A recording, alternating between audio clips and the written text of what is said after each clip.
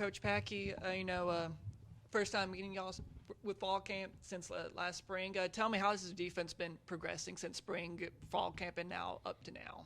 Yeah, I think they're just learning the system and really learning our style of play, right? I always say multiple and aggressive is who we are. I think they're starting to understand that. They're starting to thrive in that system.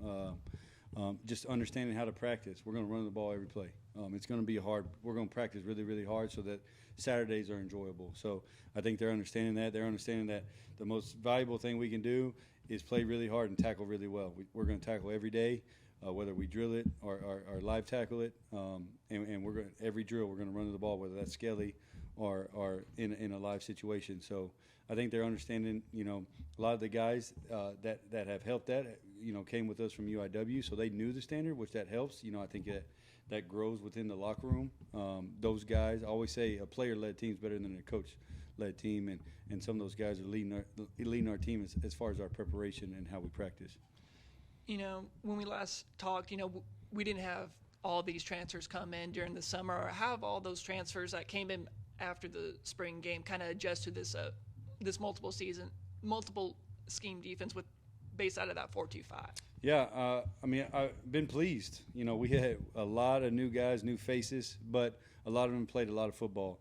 I think the hardest part about the transfers and bringing older guys in is just, they have to play a role at some point, right? Not everybody's going to be a starter, but everybody's going to play a role, and that's big. I'm big on connection within the defense, being accountable to each other. And that's part of the standard. Whether you're a starter or you're a 40-rep guy, a 20-rep guy, just understand your part. And that's a big part of this staff, this defensive staff, of letting the guys know, being very transparent with the guys of their role on the team. But it's open competition too. So coming into fall camp, it was like a new spring because it was all new player, a lot of new players. Obviously, we knew the guys coming back, but we had to give the guys that came in a fair evaluation as well. So it was fun. It was a good 2 weeks of competition. Guys understood the competition. Guys knew what guys would help us. Guys, the guys in the locker room want to win, and they want the guys on the field that are going to help them win. So it's been good. With the Baylor game, slowly coming up, just from early on, what do you expect from this Baylor offense? Slowly coming up. It feels like it's coming quick. Camp flew by. They're going to be a physical team. They have a defensive head coach. They want to control the football. They want to run outside zone is what they were the last couple of years. They ran it at a high level. They're really well coached up front. They have a quarterback that can push the ball down the field. They're a good offense, and they've added some good pieces in the portal as well. They've added a big-time wideout. So it's a challenge, and we take on that challenge to compete with them. Texas State has competed with them a couple of years ago here at our place. So can't get big-eyed. We got to go play, and we got to play to the best of our ability. So we're excited. From like a philosophical standpoint, why do you prefer a 4-2-5 as opposed to a 4-3 or a 3 down front? What is it about that style of defense that you personally just appreciate? We'll be multiple within our 4 down. We'll play some 3 down. I think, I always say, look at the NFL draft, right? Let's recruit as they draft. Who do they draft first? D linemen. Right, D linemen win games, win up front, and we always, tweet it out, whatever we may do. But we got to win up front, and the more talented, the more depth we have up front. That's just what I was brought up in, and I've seen it work at a high level. But that D line will take you places, high places, and a lot of wins. So, but again, we out of our 4 down personnel, we can play 3 down, which we will. We will be as far as when I say multiple in our front play, multiple in our coverage play. But just an aggressive D line. I like 4 D linemen going to get the quarterback, honestly. Even this recruiting class for 2023, I think it was 10 or 11 defensive linemen. Even last night, 2 more are announced with Victor Obi and Chance Main. Obviously, that was a huge point with y'all in recruiting is the defensive line. That's what the NFL looks like. Was that a big part of the process when going out and finding these transfers like Obi, like Main, and bringing them in, trying to just increase the profile of that position right away? It was. The emphasis was, obviously length at defensive end. Coming in January, they played more of a 3 down, and they had outside linebacker bodies. And again, there's more than one way to skin a cat. So to each his own, but I like long defensive ends, and you see the guys that we brought in, 6'4", 6'5", 6'6", guys on the edge. Length helps in the run game and in the pass game, and you can see it was a point of emphasis for us, just to kind of turn that roster over and get us to more of a 4-down personnel. So we feel like we've done that. Because you can see as many as D-line we have added, and a lot of length. So we're pleased in that. And kudos to our staff, the entire staff of just when we get in here, hit the ground running and going after these guys that we could get that'll help us win up front. Coach, you talked about the D-ends and the length. The position that doesn't really get talked about a lot because they don't really rack up the stats are the interior guys, your tackles. Can you discuss a little bit more about what you've seen from them in training camp and who's been standing out?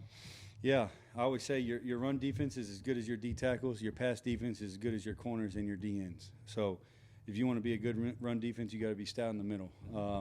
We have, honestly, coming out of camp, Jason Gold has played really well, transferred in from Northwestern. I think he's going to be a big part of our interior guys. And then we really have a room full of talent in there. At 3 technique, honestly, if you ask me right now who would start, I'm not sure, but I know all 3 can play. All 3 or 4 of them can play. They all have different attributes as well. You get Christian from Duke. He's a big 6'6", 300-pounder. You get Ratcliffe that comes back, and he's a little lighter, but he's real twitchy. So they all have their own attributes. They all add a little bit of something to their game and something to our defense. So I think Jason stood out. I thought Terry Terry Webb has come a long way in fall camp, understanding how to practice. Honestly, when he practices hard, he looks like a real guy. Ratcliffe, Cam, from spring till fall, we challenged him in fall camp because when he's good, he's really good, and when he's not on, he's a rotational guy at best. So we challenged him, and he stepped up to the challenge. So right now we talk about personnel almost every day leading up to this Baylor game, and we can't quite name a starter at 3 technique. I think Jason Gold will probably be our starting nose. We know that. I thought he's played at a high level. But, as many as we can roll them, I always say it's a Madden ranking. If the starter's a 90 and the backup's a 70, it's hard to roll those guys. If the starter's a 90 and the backup's a 85, we can roll those guys and keep them fresh. So that's the goal. We want fresh D linemen in there to stop the run interior-wise. Yeah, love the Madden reference, by the way. Yeah. You hear the Hope I can do that. You hear the term iron sharpens iron, and I look back at Incarnate Word last year, and their offense put up more than 50 points a game, one of the best offenses in the nation. And then look at your defense, led the country in tackles for loss, among the nation leaders in sacks. Really good in forcing turnovers. Your defense was almost as good as your offense was. Whenever you practice against one another, how much does it bring out the better in your defense and in their offense, and et cetera? Oh, absolutely. I think Coach Kenny does a great job of letting our guys compete at practice. Competition is everything, and our offense is going to push the ball down the field, so it's great for our DBs. They feel that stress. They spread you out to run the ball, so we got to collapse the ball. We got to get the ball on the ground. They throw it out in space, so we got to tackle in space. They kind of give you all these headaches.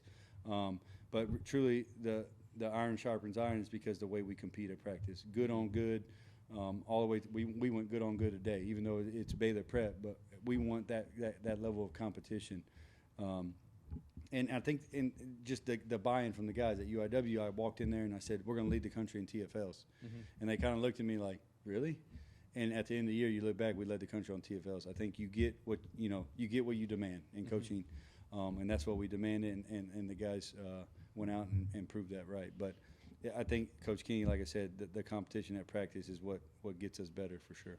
Speaking of Incarnate Word, you look at the transfer class, 9 UIW transfers. A lot's been made about the offensive line.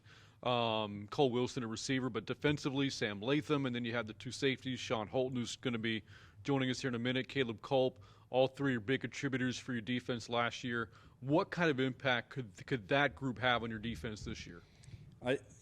Sean and Cole just being second year in the program, second year in the defense, understand, I think at safety especially, when you're really comfortable of the coverages and the scheme and where the weaknesses are, honestly, it allows you to be a better safety. And those guys always say they're the quarterback in the back end. So whether we're kicking a coverage one way, those guys can handle it, and they've seen it. They've been in it for a year and a half now. So super comfortable with those guys in the back. Obviously, Culp, unbelievable tackler, very physical.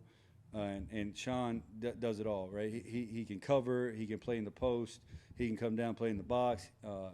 He can do it all. So just and then those guys walking into the safety room and just saying, hey, this is how we play, and again leading those other safeties. Hey, this is how we did it. This is what we're going to do. Hey, we're kicking it this way. Hey, we're doing this right here. Just learning from each other, because when I always say we're full-time coaches, they're part-time athletes, right? But when they leave the building, they're hanging out with each other. Hopefully they're talking about ball. I don't know, you'll ask Sean later, but hopefully they're talking about ball and coverage, so that helps. And then, you mentioned Sam and his length. Him in the run game is really, really good to have. 270-pounder. They just don't. There's not a bunch of people walking earth that are 6'6", 270. So blessed to have him here. A little inside linebacker talk. We were talking a lot about players you've inherited, but it seems like the two guys in the middle right there are two guys that you didn't bring over. And with Brian Holloway and Dan Foster Jr. coming over from Marshall, what's it been like having those two guys in there who have that experience? Holloway being here before and Foster transferring in, having experienced guys right there to man those two important positions. Yeah, I thought they've had a great camp, both of them. Holloway, the way he practices is second to none. I mean, the guy flies around to the ball.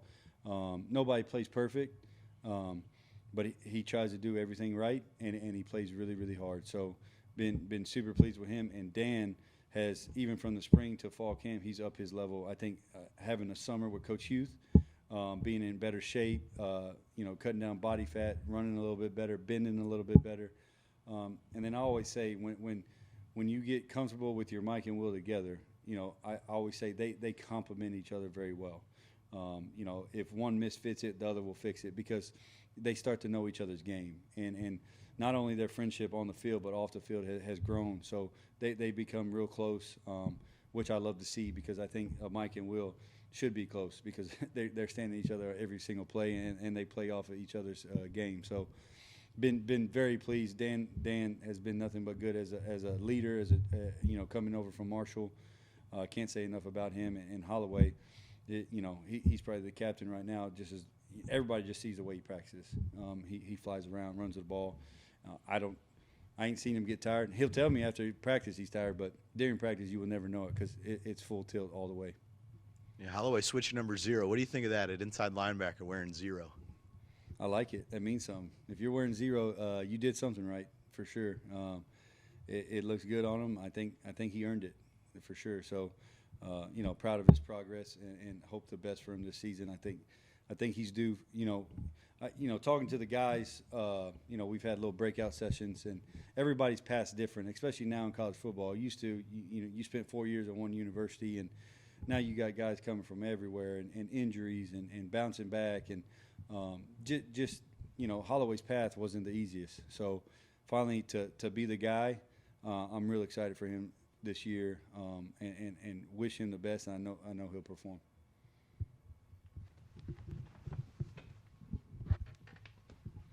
Something that we talked to Coach Keeney about is, in college football, you don't get like an exhibition or a scrimmage like you do in high school football. What are the challenges?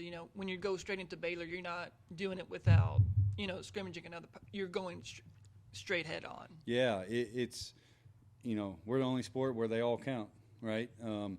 So one, you don't know what offense they're going to be, right? We can practice. We've watched every game from them last year, but not saying they can't change, right? So you got to prepare as you know what they're running. But in game one, I'm real big on rules, because they can run whatever they want to run. We don't dictate what they get to run. So you got to follow your rules in your preparation, understand your assignments based on your rules, and then just the speed of the game, right? So you can we compete at practice, we go full speed, but the speed of the game in a stadium night, a lot of these guys first time starting. You just don't want to see the deer in the headlights.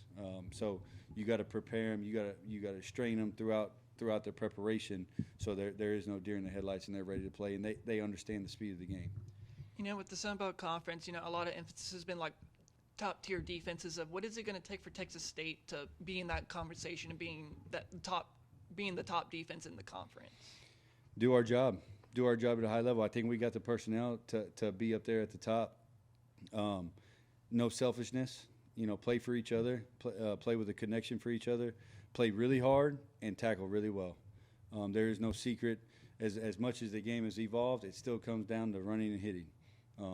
We got to get our hats in the right gaps. We got to look at the right keys. We got to be disciplined to our details, and we got to run and hit, and we got to get guys on the ground. So I think we're getting closer. You know, there's never a finished product, right? It's always the process of getting there. We're getting closer each and every day, and the guys they want to. The biggest thing is they want to, and they're leaning on each other for that.